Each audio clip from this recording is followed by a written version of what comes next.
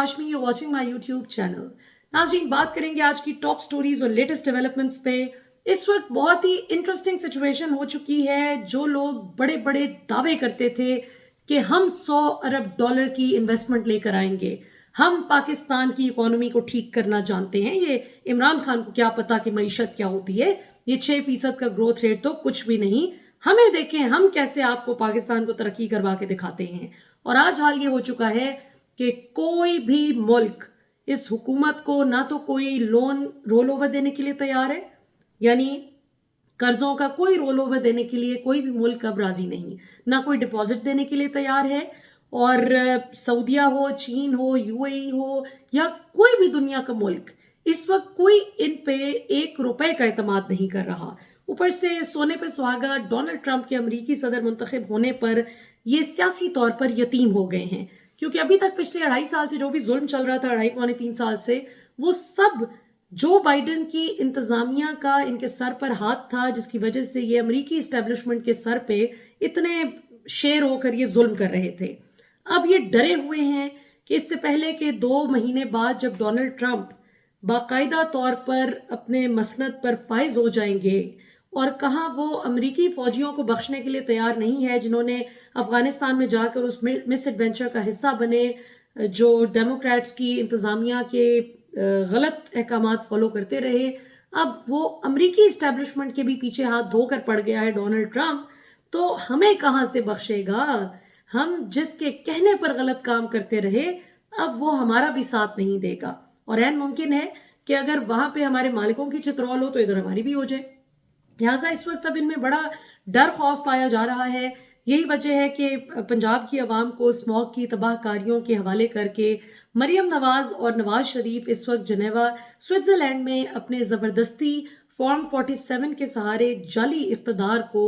तवालत बख्शने के लिए अब इधर उधर मुलाकातें करते फिर रहे हैं। और हाल अब ये हो चुका है कि आज जनेवा स्विट्जरलैंड में, जिस तरह आपने देखा कि लंदन में काजी साहब को पाकिस्तानी अवाम ने भरपूर किस्म की उनकी दुर्गत बनाई, जब जहां जैसे काजी साहब नजर आए पाकिस्तानी अवाम ने उनको भरपूर लानतान की। सिमिलरली जिन मालिकों की खातिर काजी साहब ये सारी जलालत करते आ रहे थे और फिर जाहिर है इवेंचुअली उनको अवाम के हाथों चित्रौल भी उनकी हो गई, अब उन मालिकों की भी बारी आ गई है। और आज पाकिस्तानी अवाम के हत्थे चढ़ गए जनाब नवाज शरीफ और मरियम नवाज, जहां वो बहुत महंगी गाड़ी में, बहुत महंगे पॉश एरिया में बड़े तम तराक से दोनों बाप बेटी फिर रहे थे। और उनके साथ साथ चीफ सेक्रेटरी पंजाब, मैं तो उन पे हैरान हूं कि हाथ बांधे गुलामों की तरह, जिस तरह से इतना पढ़ा लिखा शख्स इन जाहिल लोगों के आगे गुलाम बन के चल रहा था, मुझे तो शर्म आई कि ये हर सिविल सर्विसेज ऑफिसर के लिए शर्म से डूब मरने का मकाम है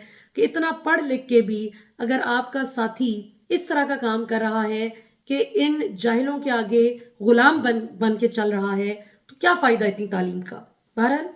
इनको जनाब बड़ी आज जिल्लत और रुसवाई का सामना करना पड़ा,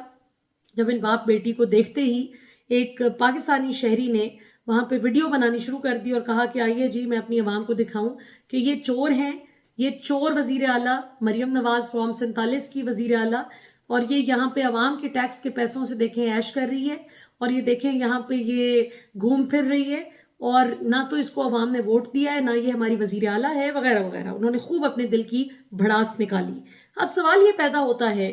कि इतने जो बुलंदों वाला दावे किए गए थे, दूसरी तरफ जो शहबाज शरीफ हैं जिनकी हुकूमत अब बिल्कुल वेंटिलेटर पे आ चुकी है, और जो बड़े बुलंदों वाला दावे करके आए थे कि हम पाकिस्तान को बहरानों से निकालेंगे और हम पूरी दुनिया में पाकिस्तान की डिप्लोमेसी अच्छी करेंगे। अपना हाल आपका ये है कि आपका अपना फाइनेंस मिनिस्टर मोहम्मद औरंगजेब साहब, जिनको शहबाज शरीफ के जो बड़े ब्लू आइड हैं और बड़ी उम्मीद से शहबाज शरीफ लाए थे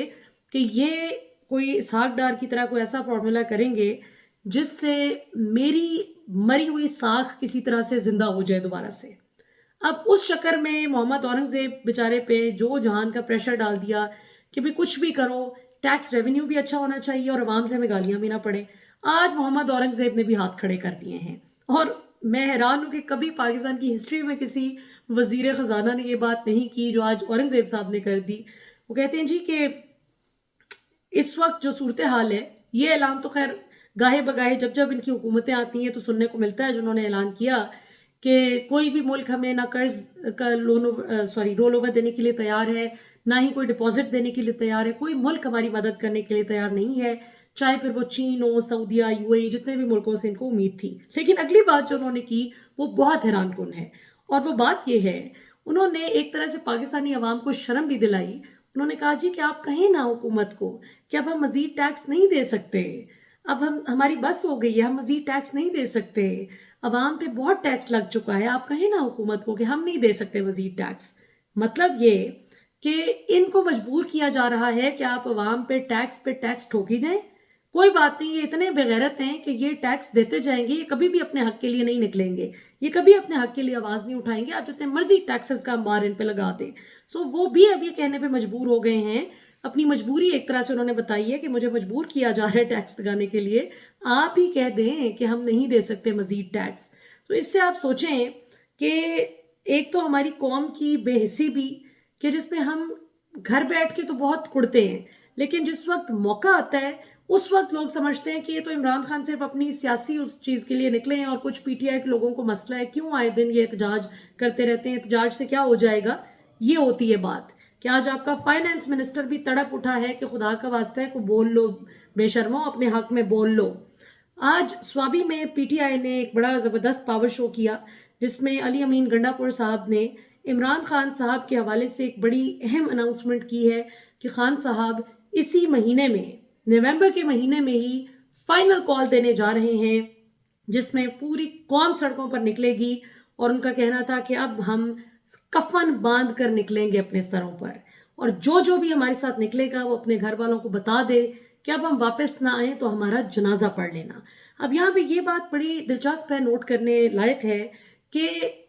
جنازے اس وقت پڑھے جاتے ہیں جب تھوڑی تعداد میں لوگ نکلیں، ظلم تب ہوتا ہے۔ اگر بہت زیادہ تعداد میں عوام نکل آئی تو حکومت کے لیے اتنے جمع غفیر کو مینج کرنا، چاہے ظلم و ستم کے ذریعے ہی صحیح، ممکن نہیں رہے گا۔ سو اب دیکھتے ہیں کہ پاکستان تحریک انصاف کب کال دیتی ہے اس مہینے میں، عمران خان صاحب کب آرڈر کرتے ہیں کہ فائنل کال فلاں تاریخ کو ہے اور پوری قوم نکلے۔ آج کے جلسے کے حوالے سے بھی خان صاحب نے پہلے سے ہی کہہ رکھا تھا، ڈیالہ جیل سے پیغام دیا تھا کہ جتنے بھی میرے M N As, M P As ہیں، اور جو بھی potential M N A, M P A کے ٹکٹ ہولڈرز ہیں، وہ آج بھرپور طریقے سے ثوابی کے جلسے میں شرکت کریں۔ جو شرکت نہیں کرے گا، جو ہمارے ساتھ اس مشکل وقت میں نہیں چلے گا، وہ مت ایکسپیکٹ کرے کہ کل کو اچھے وقت میں ہم ان کو ٹکٹس بانٹیں گے، اینڈ رائٹلی سو۔ اور اب عمران خان صاحب کی فائنل کال کا سب کو انتظار ہے، دیکھتے ہیں کیا ہوتا ہے۔ اور سب سے امپورٹنٹ چیز دیکھنے کی یہ ہے کہ عوام اس دفعہ کتنی تعداد میں نکلتی ہے۔ کیا علی امین گنڈا پور پر عوام پھر اعتماد کر کے ان کو اپنا لیڈر سمجھ کے ان کے پیچھے پیچھے چلے گی، یا پھر وہ اگر کسی پوائنٹ پہ آگے پیچھے ہو بھی جاتے ہیں تو عوام یکجا ہو کر اپنا ٹارگٹ پورا کرے گی آئین اور قانون کے دائرے میں رہتے ہوئے؟ یہ بہت بڑا چیلنج ہوگا عوام کے لیے۔ سو لیٹس سی کہ اب کیا صورتحال بنتی ہے، لیکن حکومت کی تو بہرحال یہ صورتحال ہے کہ ان کو کوئی بھی منہ لگانے کو راضی نہیں، اور مریم نواز اور نواز شریف جو اس وقت اپنی پینگیں عالمی طاقتوں کے ساتھ بڑھانے کے لیے ملک سے باہر ہے، اس وقت ان کی ایون آج جب وہ ذلیل بھی ہو رہے تھے اس خاتون کے ہاتھوں میں، پاکستانی شہری ویڈیو بنا کے ان کو برا بھلا اس وقت کہہ رہی تھی ان کے منہ پہ، کہاں ان کی کسی کی جرت نہیں ہوتی تھی کہ کوئی ان پہ بات کر سکے، اور کہاں آپ دیکھیں کہ آج عوام کے ہاتھوں یہ جگہ جگہ ذلیل ہو رہے ہیں، چاہے یہ دنیا کے پوش ترین علاقوں میں، مہنگے ترین علاقوں میں بہت غرور کے ساتھ ہی کیوں نہ پھر رہے ہوں، ذلت ان کو آ کے مل رہی ہے۔ سو جو باڈی لینگویج ان کی بھی تھی وہ بڑی شکست خوردہ تھی۔ ان کا یہ جو پلان تھا کہ بائیڈن انتظامیہ ہی دوبارہ جیتے گی، کیملا ہیرس جیتیں گی، اور امریکی اسٹیبلشمنٹ کے حکم کے عین مطابق وہی سلسلہ چلتا رہے گا، جو پاکستان میں کٹ پتلی ہیں وہ وہی کرتی رہیں گی جو امریکی اسٹیبلشمنٹ کا حکم ہوگا۔ یہ تو امریکی اسٹیبلشمنٹ کو بھی بہت بڑا دھچکا لگا ہے،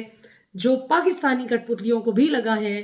کہ اب ہوگا کیا۔ ڈونلڈ ٹرمپ تمام تر امریکی اسٹیبلشمنٹ کی مخالفت کے باوجود ڈنکے کی چوٹ پر عوام کے ووٹ کی طاقت سے آ گئے ہیں واپس۔ اور ظاہر ہے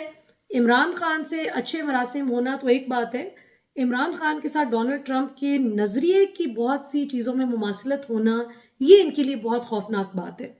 क्योंकि डोनाल्ड ट्रंप भी एंटी वॉर है, इमरान खान भी एंटी वॉर है। दोनों कहते हैं कि जंगें नहीं होनी चाहिए, पॉलिटिकल सोल्यूशन निकलना चाहिए। और जिस पे आपको याद होगा शहबाज शरीफ ने कहा था